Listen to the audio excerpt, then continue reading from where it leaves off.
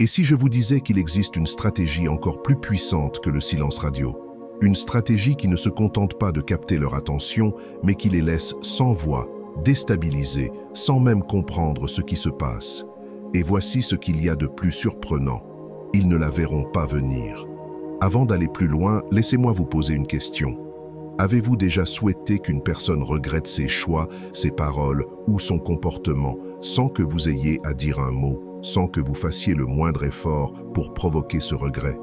Si oui, restez bien attentifs, car ce que je vais partager avec vous pourrait bien transformer votre manière de vivre les relations et de gérer les conflits.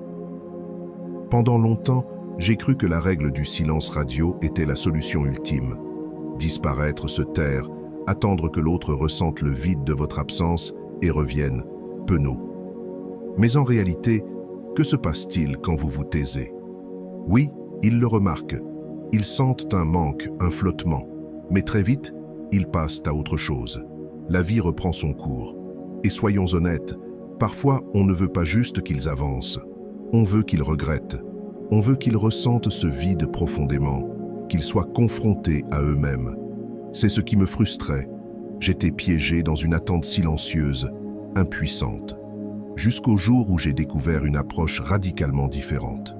Je suivais un enseignement sur la philosophie stoïcienne, et une simple leçon a bouleversé ma perception.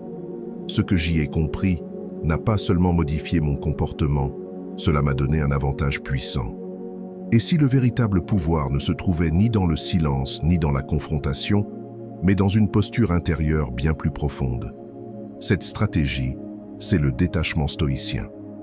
Il ne s'agit pas d'ignorer, ni de jouer à des jeux psychologiques. Il s'agit de transformer totalement votre manière d'exister dans la relation.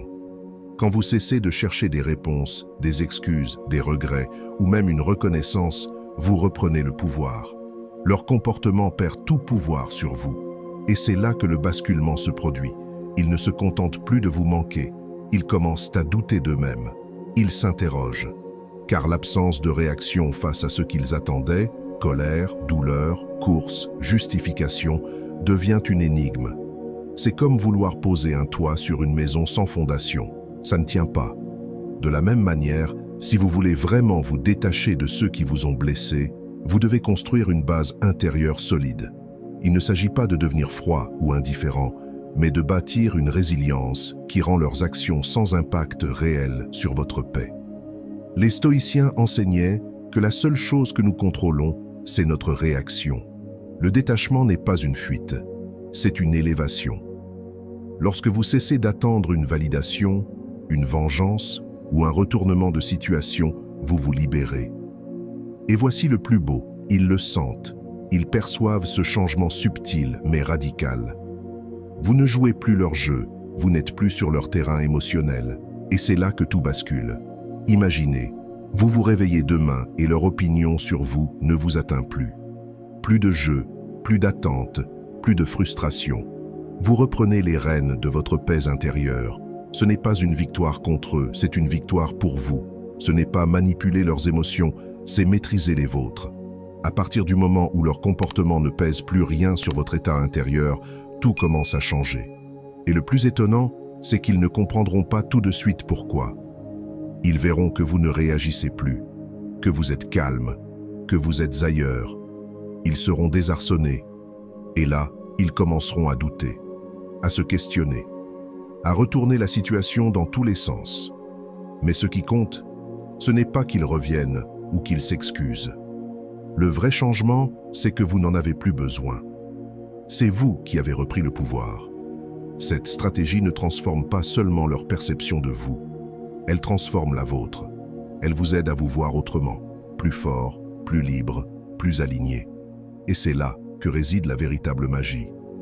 C'est cette paix intérieure, cette stabilité émotionnelle qui rayonne et qui attire à vous des relations différentes, plus saines. C'est une nouvelle énergie, une nouvelle manière d'exister. Voici maintenant mon défi pour vous.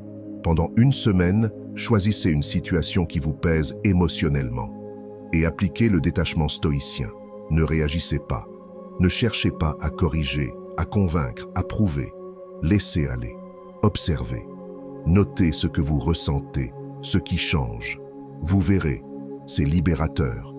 Partagez en commentaire la situation qui vous épuise le plus en ce moment.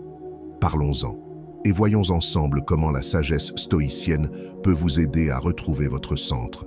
Et surtout, souvenez-vous, le stoïcisme n'est pas une posture froide ou arrogante. C'est un chemin vers la liberté intérieure.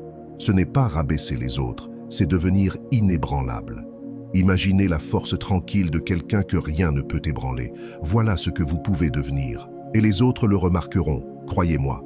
Mais ce que personne ne vous dit, c'est que dès que vous sortez de leur drame, dès que vous refusez d'être un pion dans leur jeu, vous devenez le maître de votre propre vie.